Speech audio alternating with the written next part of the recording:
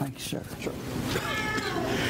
Well, it's sure good to be together again and to have sat here for a moment or two and to stop in the busy affairs of our lives that sometimes we become consumed with and to think about what God has done and think about what He planned before He ever started. I mean, you think about Jesus in the beginning and throughout time, coming finally to this world and being born in a manger, growing up, His father being a carpenter. I have wondered how many times Jesus got up in the morning and went to His father's shop probably and picked up a saw and a square and a hammer and did some things in the carpenter shop probably, knowing that one day He would hang the saw up, set the hammer down, and lay the level aside and go out into the world and preach the gospel and finally die for the sins that we've committed. We ought to be touched by that, and it ought to do something to us besides just coming in and out that door. There needs to be some changes in us, and the only thing that'll do it is the power that is in the blood of the cross. We're going to look at that in the second chapter of Ephesians sometime. Well, let's open our Bible up this morning to Ephesians, the first chapter. And I don't generally know how far I get. I try to look at it as I can and try not to get too bogged down. But there's so much here that we could just become lost in these verses and spend... there was a preacher years ago, it was recorded of him, he preached 54 sermons, and he preached over an hour on each sermon from the book of Ephesians. Well, don't worry, we don't have that much time. But there's so much here, we just need to become impressed by it. When you begin to look at these verses and think about them, we have seen that we have every spiritual blessing. We've got everything, good people, everything we need to conquer the whole world. And it's all been given to us because of what God planned from the very beginning, and our determination to live in Christ, to be baptized into Christ, and to live in union with Him, live in accord with what He said, to walk with Him, and to be the kind of person that He wants us to be. And so we have every blessing. Now, what would you pray? Have you ever, my wife and I struggle all the time with birthdays and occasions where we give presents to people, to try to figure out what can you give an American. I mean, Americans have everything, you know. You have to hunt and search to find something to give somebody on their birthday. What could you give to somebody who has every spiritual blessing in Christ? What would you pray? If you were going to pray a prayer for somebody who is so rich you cannot give them another thing to make them any richer, what would you pray for that person? The Apostle Paul is going to help us see that here in verse 15 at the end of this chapter, and help us to see, the good people, what we need now most of all is the perception to see it right. Have you thought about how perception affects you so often? You see things a certain way. We all do it. We're all prejudiced, and we look at things in a certain way, and we get motivated by the way we've looked at things so long, or our parents or somebody else taught us how to look at things, and we sometimes don't see it the way it really is. And I like to tell this story about in Madison several years ago. We have some real curvy roads that go downtown to Madison on the river, and I was going down the road one day, and this older gentleman passed me on a curve and almost ran me off of the road, off of a steep cliff, and it just upset me awful bad. I thought, I've got to catch up with that older gentleman and tell him to be careful because he's going to kill somebody. And so I speeded up and got up, and I knew down at the foot of the hill there was always a stop sign with cars backed up. I knew he'd be waiting, and so I got down there, and I called up to him, and I jumped out of my car and ran up there. I looked in the window, and I was going to say, "Sir, could you be more careful?" And when I looked in the car, I saw his grandson in the passenger seat with his head busted open. He'd fallen and busted his head, and this man was rushing his grandson to the hospital. When I saw that, I said, "You all get out of the way. Get your cars over here." Everybody. You know, one minute I want to kill this fella, and the next minute I want to do everything I was trying to help him. And it all happened because of my proper perspective of what was going on.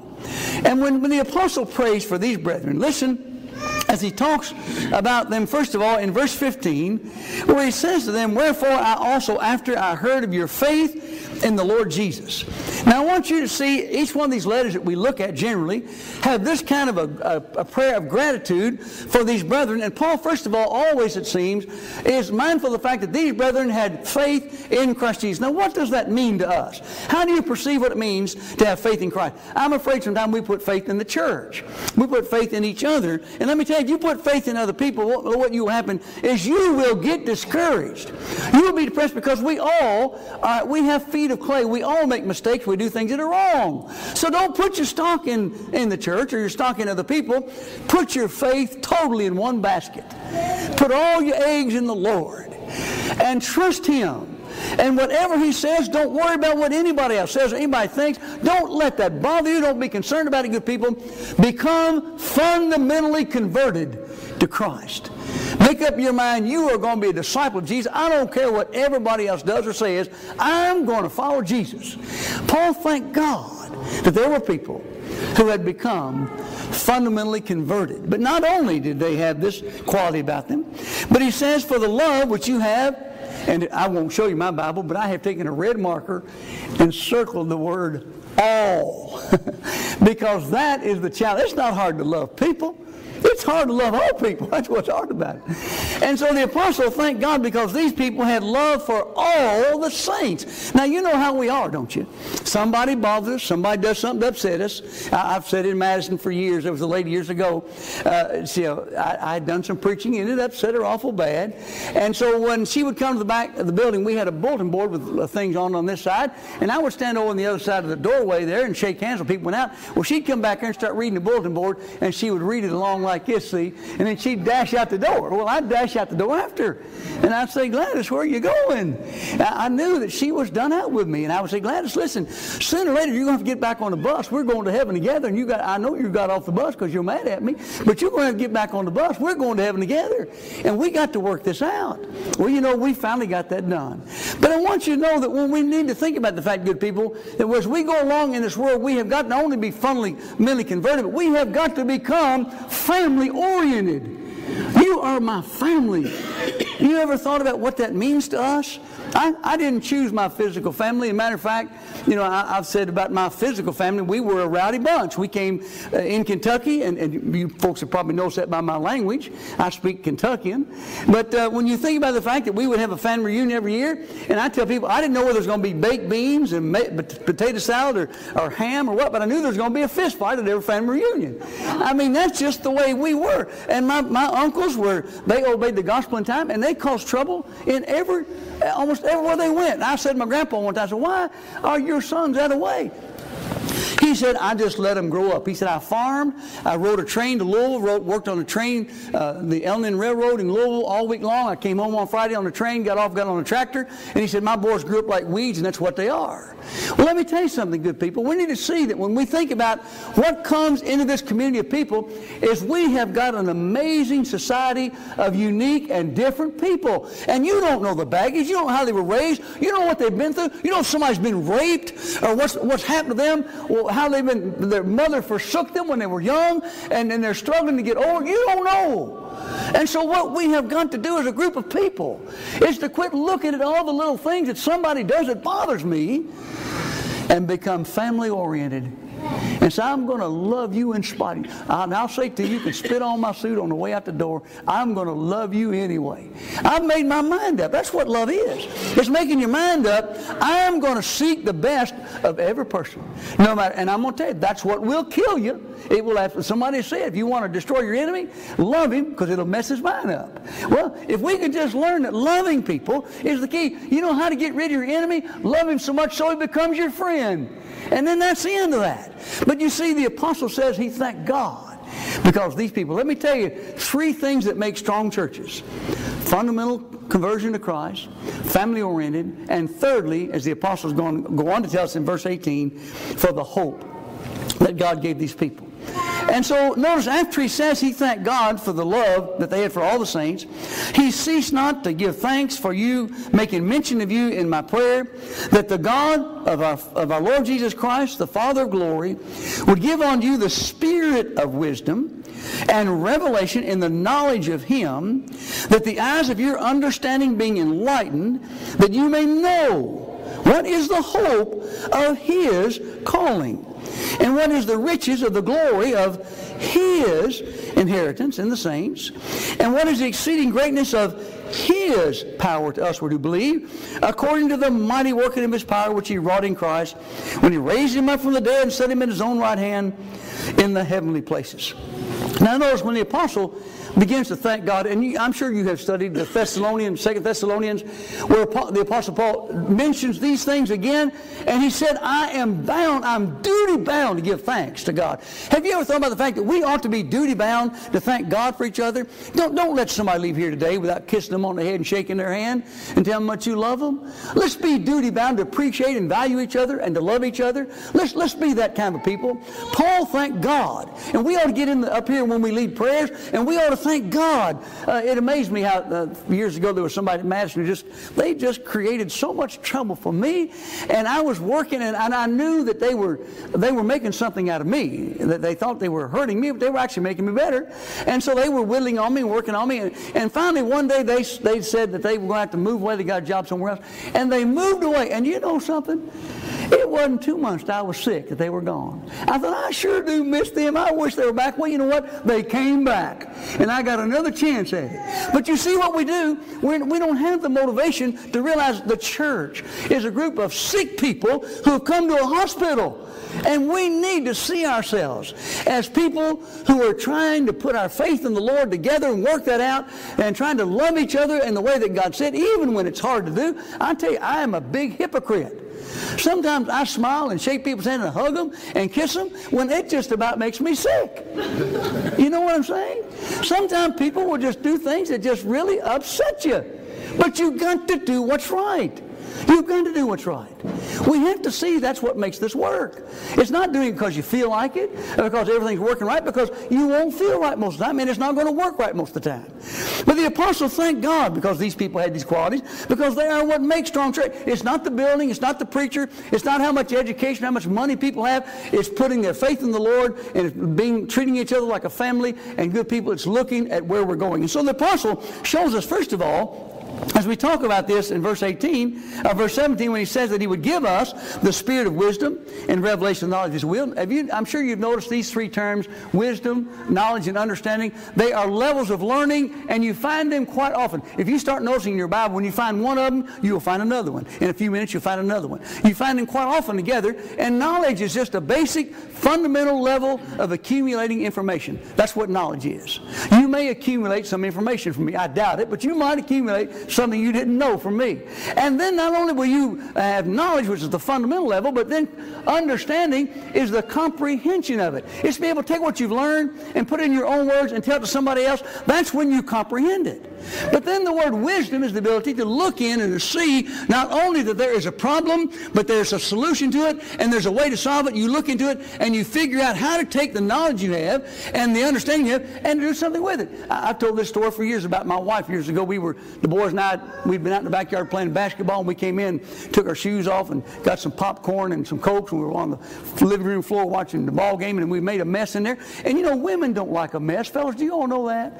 Well, we made a mess. Well, my wife came in there with a vacuum cleaner with the ball game going, and I was laying on the floor with my head on the pillow, and she was vacuuming, and she banged my head with the vacuum cleaner. And I looked at her, and I kept looking to see if she was sending me a message, because you know how ladies are. And she didn't look up. She just kept on. And so I laid back over to watch the ball game. Well, boom, she got me again. Now, I knew this time that there was something going on, see? So I jumped up and I looked around. I said, fellas, look here. We have made a mess. I said, y'all get those shoes up. I said, get them cans. I said, move out of here. I said, honey, let me have the vacuum cleaner. And so I took the vacuum, and she sat down on the couch, and she turned the ball game over to the Waltons. And so I sit on the couch by her, and the boys sit down there, and they said, come on, Dad, let's go back to the ball game. I said, listen, I love your mama like Christ loved the church. If your mama wants to watch the Waltons, we're watching the Waltons. I said, I'm going to send a message to your mama. That's how I love her. Well, you know what? She looked at me and smiled, and she pushed it over to the ball game. But you see how that works? I had the ability, had the information. I know my wife. You see, I've been studying her. Proverbs 24, verses 3 and 4 says, by wisdom a house or a family is built, by understanding is established, and by knowledge all the rooms are filled with pleasant and precious riches. You've got to study your family, accumulate information, comprehend them, and figure out how to solve your problems, you see. Well, this is saying what we need to see this business about what God has done and to come to know God and know what He has done. We've got to have, first of all, the spirit of wisdom. Now, what is the spirit of wisdom? Proverbs 4:7 says, wisdom is the principal thing, therefore in all you're getting, get wisdom. Wisdom is the top rung of the ladder. If you're reaching for things in life that are important, make sure wisdom is the thing you're trying to get more than anything else. And pray for it every day, James 1:5. And Proverbs 2, verses 1 through 3 tells you how to go about to do the work to get a hold of it. But now you think about having the spirit of wisdom. It's saying what people need is to have the spirit to want to see into the underlying cause. You know, sometimes we don't want to see it. If we see it that way, that's going to upset our apple cart. We don't want to see it that way. We want to see it the way we've been seeing it. See, so don't tell me something that's, I don't believe or don't know. That'll upset me. But if you have the spirit of wisdom, you're looking to see it right. You want to have the right perception of it. So good people, we need to want to see. How many times can you see in the parable, the conclusion of the parable of the sower, he that hath ears to hear and eyes to see? We've all got, you know, we all got eyes. I didn't check anybody. Looks like we've all got eyes. And we all have ears. My daddy used to say to me when I was a boy, he said, son, you got a half a pound of bacon hanging on each side of your head, but you can't hear anything. Well, it wasn't because the bacon wasn't catching the sound waves. It was because I didn't want to hear, see? You see what I'm saying? We need to understand, good people, that we need to want to see it. We need to have the desire to want to see it right. Because let me tell you, your perception will stir you up and turn you into a ball of fire, and you'll get crazy if you see it right. If you don't see it right, you'll sit here with everybody else and, well, what's going on today? And we won't be stirred by this. We need to be moved and motivated and excited. I'm going to tell you, the gospel's exciting. Write your own book of Acts.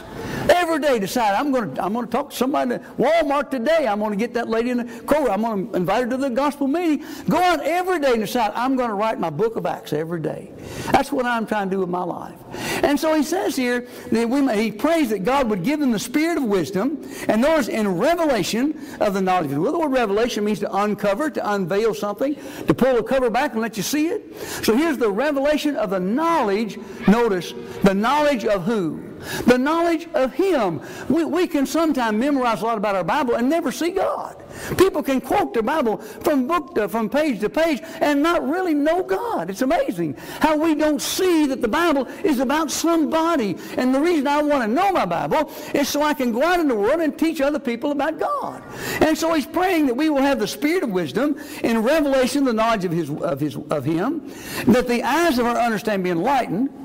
And that's just simply the idea of having you be illuminated. Have you ever been studying your Bible at night maybe and you see something you never saw before? No, I used to on Thursday night stay up all night long because I was real slow of learning, and I'd have to stay up all night and study just to get ready for the weekend that was coming to preach.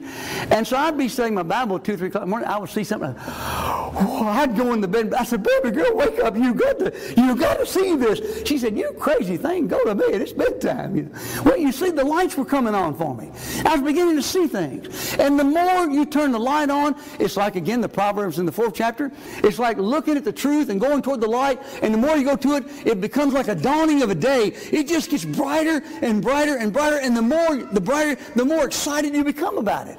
That's the way it is in studying the Bible. Well, anything's that way. I studied geometry. I can remember the first time going, oh, what's that nut talking about? How does this make any sense? But the more I listened, the more I paid attention, the more excited I became about it. I'm going to tell you, God's that way. And it's even more so because what God has to say, good people, is something that will really carry you down the road of life. It will give you strength in the bad days. It will carry you over the rivers and through the valleys and in the dark places of life. That's what the gospel will do to you. It will change you. I'm afraid we're not changed much by it. We just keep reading our Bible, coming in and going out, and there's nothing happening to us. I'm here this few days to see if I can get one person. Now, I don't know who you are. I'm after you. I'm going to try to stir you up some way. And when I leave, people are going to say, that nut, we're going to have to get rid of him. He's going to turn this thing upside down if we don't watch him. Well, that's what we need to do. The world is upside down. You remember in Acts 17 chapter, that's what they were accused of. And they were trying to turn the world right side up. That's what we need to do. So notice here he says that these people need to be given the wisdom, the spirit of wisdom, revelation, knowledge, will, and that as their understanding be enlightened, that they may know, number one, what is the hope of his calling. And you know, I'll tell you one thing you need to know about serving God, and that is, fundamentally, do you know where in the world you're going? Have you ever thought about that? We've all seen these maps and places where you get lost, and you've always got that dot where you are. You can look all over the map, but it doesn't help you till you know where you are. And what we want to know is, when we look at where we are and determine in where we're going, God has given us, good people, a hope. He's given us a hope, you see. But when you look at this, notice what might be interesting to think about this. What is the hope of his calling? Now, when you think about what did God hope for? In Colossians 1:27, you know what God hoped for? The hope of our calling is that Christ might dwell in your hearts by faith. God wants Christ to dwell in us. That's what God's hope was. Now, we know what God has called us to, don't we? We know he's calling us with a heavenly calling us to go to heaven, to go to a place where Peter would say that nothing can be corrupted or defiled. It's not going to fade away. Can you imagine going somewhere where nothing is ever going to rust or corrode, or the glitter of something is not going to fade? Can you imagine going to a place like that? Everything we know here. Have you noticed people buy a new car, and when they get their new car, they won't let the cat sleep on it, and they won't let the kids lean up against it? But after 4 or 5 years, the dog's sleeping in the back seat, you know. And they go out and get some new clothes, and they don't want the baby slobbering on the clothes, you know. And after a while, they got slobber all over them, you know. Well, what is it? Everything here is tarnishing. There was a lady in Madison who lived there for years, and she told me, she said, Gary, I want to go to heaven so bad. And she said, I'm afraid after I get up there, I'm going to say something, and the cloud's going to open, and I'm going to fall out, and I'm going to lose my place in heaven. I said, Dorothy, don't worry. She said, how do you know? I said, Peter said it can't be corrupted. It can't be defiled. You can't mess it up. Can you imagine? We're going somewhere we can't mess it up. What God is promising us. And if we could come to know the hope of his calling, he wants us to be with him. And every day you live, don't think that today is about today. Today is about eternity. And today is not about me, it's about God. And when we get that in our head, good people, and we go after it with a motivation, have you seen how people do who have hope? I have a disease called alopecia areata. I started preaching several years ago, and a big spot of hair fell on the side of my head overnight. And I went to the doctor and I said, what's going on? He said, you got alopecia areata. I didn't know what to grab my heart, my head, and my stomach. I didn't know what that was. He said, your hair's falling out. And he said, it may all fall out. It may never come back, or it may come back. And he said, it's just a disease. He said, we think your immune system tells your nervous system, because your nervous system overreacts, and your nervous system tells your immune system to attack your hair like a disease. And so my hair all fell out pretty rapidly. And for a while, people thought I had cancer. I'd go to the store, and people stand by, they'd stare at that big bald spot when the rest of my hair was real thick, you know. And I'd try to, people stare at it, and they say, oh, I'm sorry. I said, well, you got cancer? And I told my wife, I thought about drawing a big eyeball on there and staring back at him. But you know what? As I went along and thought about that condition and that situation, I was out with a friend of mine one day, and his hat blew off and his hair stuck up, and he said, man, this hair, I don't know what. I thought, isn't this funny? I wish I just had a little Pharaoh Spragg on the side of my head. This guy's got a head of hair, and he's not happy with it. So I thought, that's not right. I need to think about reasons why I should be grateful and thankful for what I've got. And so we went into a restaurant, and I pulled my billfold out, and I forgot, but I still had a comb in my pocket. It wasn't a hair on my body anywhere. And I had a comb in there, and my friend said, he said, what in the world are you doing carrying a comb? You don't even have a single eyebrow. I said, listen, a comb is hope. A comb is hope. I said, I have the desire for my hair to come back. And I have the expectation from what my doctors say that it will. I'm going to tell you something. We have got to become better motivated. We've got to become better driven. We've got to think about, can you imagine in 1 John 2:28 when the Lord comes again, those who are going to shrink away from Him in their shame. Can you imagine the Lord coming and opening the doors of heaven and you see what's in there and you are ashamed of yourself because you didn't do more, because you didn't do better? I don't want to shrink away when the Lord comes because of the hope that He's given to me. I want to try to do as much as I can do. And where I tell folks I want to wear myself out, because when the Lord comes, He's going to give me rest, and I won't be wore out. You see, I don't want to be sitting here resting, waiting on Him. I want to wear myself out so when He comes, He'll be able to give me what I'm longing for. And so He's hoping that these people, as He prays for them, that they can come to know the Lord and see the hope of His calling. And then secondly, what is the riches of the glory of His inheritance in the saints? Now notice again, He's saying come to know God, and now He's talking about all these qualities about God. He's saying about God's hope, and now He's talking about God's inheritance. Now what is God's inheritance? What does God want out of the world? Think about that for a minute. Does He want your car? No. Does He need your money? Now, he can get His job done some other way. I go all over the world where there's not any money, and the gospel is growing like a grass fire. People are poor. They don't have furniture. They don't have clothing. They live in a mud hut. And the churches are growing. In Nigeria, churches are up to 600 members in a lot of places. And a lot of them are poor people. And so it's not that God needs our money. It's not that He needs our education or things like that. What does God want? What's He after? The Thessalonian writer says, that the Apostle Paul told our brethren, that we need to see that we are the glory of the riches, that we are the... and that has slipped my mind completely right now. He said that we ought to see ourselves as the treasure. Well, let me turn and read it if you don't mind. I've got myself stuck here.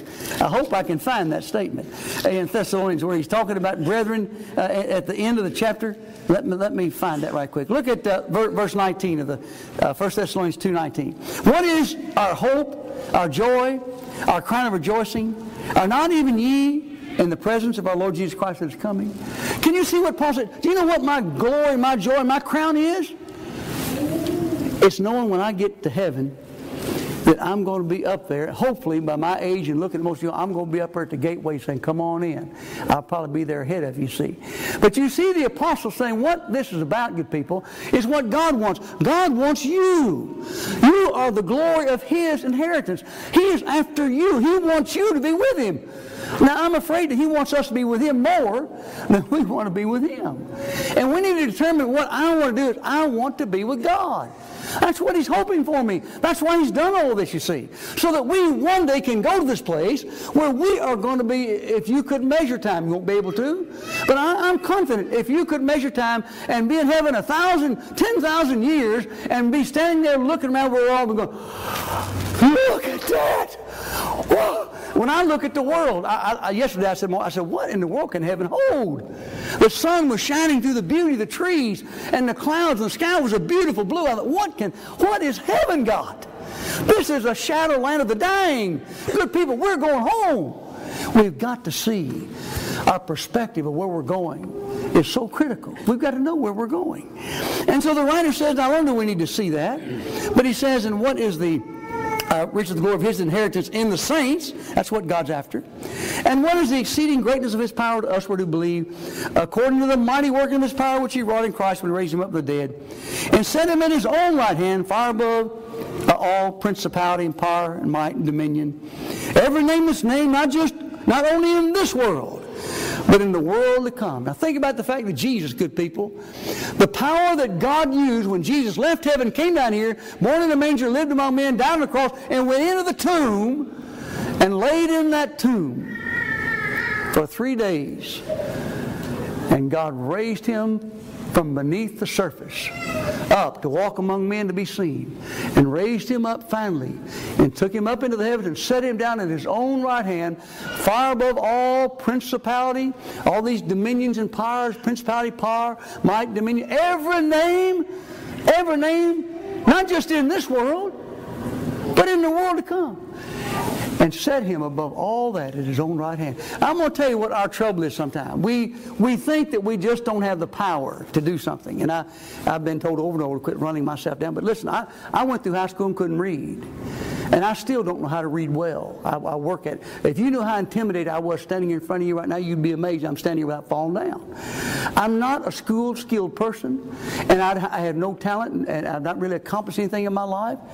But I'll tell you, by the power of God, God can take a guy who's a nobody and who knows anything, and He can lift him up, and He can make a little something out of him if you'll trust Him. And what we need to see, good people, is it's not the power source. Don't say, oh, I can't. You know, when I first obeyed the gospel, I had never, when I went through school, I would flunk a course if I had to stand in front of people. As a matter of fact, when I would talk to people when I was young, when people told me, I'd always look at the ground. I couldn't look at somebody and talk to them. I've always been shy. I've always been reserved. I like to be off by myself. It kills me to have to push myself up on people and try to deal with them because I'm just not that way. It's against my nature to be that way. But you watch me.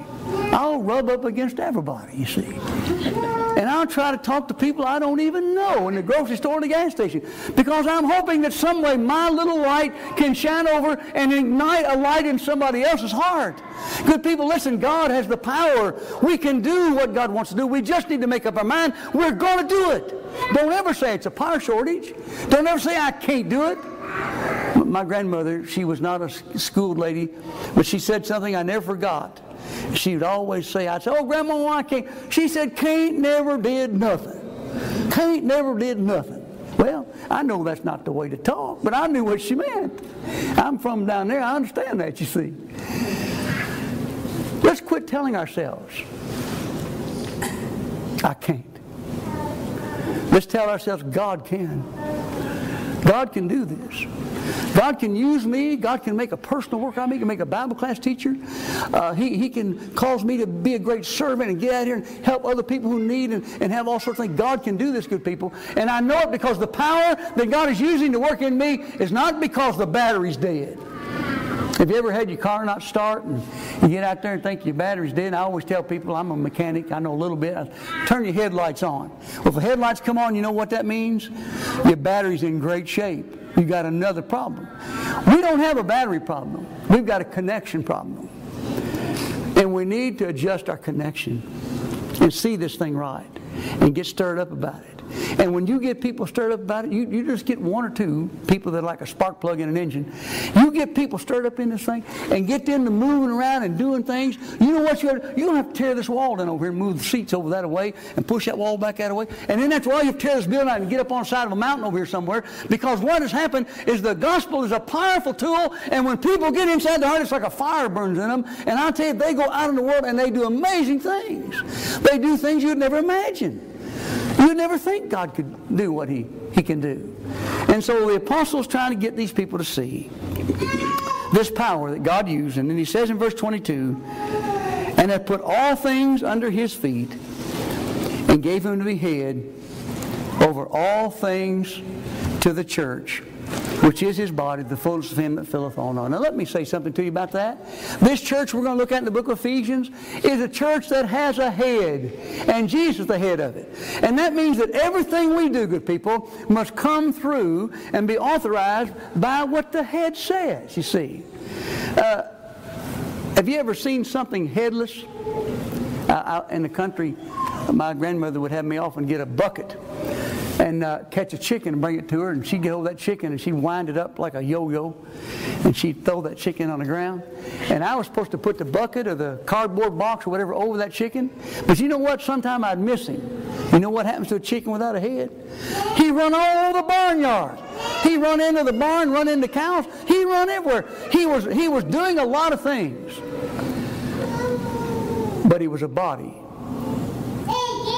on his way to death. He was doing more without his head, but he was a body on his way to death. My grandmother had a garden, and I didn't know it, but she had this big 6-foot black snake out there. She keep the mice and stuff out of the garden. I didn't know that. I was out there picking beans, and I saw that old snake. I went and got a Tennessee gooseneck hoe. I come out of the barn, and I chopped the head off that snake. I run back to the house and said, Grandma, you old boy, I saved you today. I killed a big old... What? You killed my snake? I'll switch you for that, boy. That snake kept all the critters out of my garden and kept it safe for me. He was guarding my garden day and night. Well, I went back up there to see that old thing, and his head was chomping away. His body was just a twisting. I mean, he had dust going up. He was doing more with his head cut off than he ever did while he was alive. But I knew one thing. You can do a lot of things. You can make a lot of smoke, cause a lot of dust.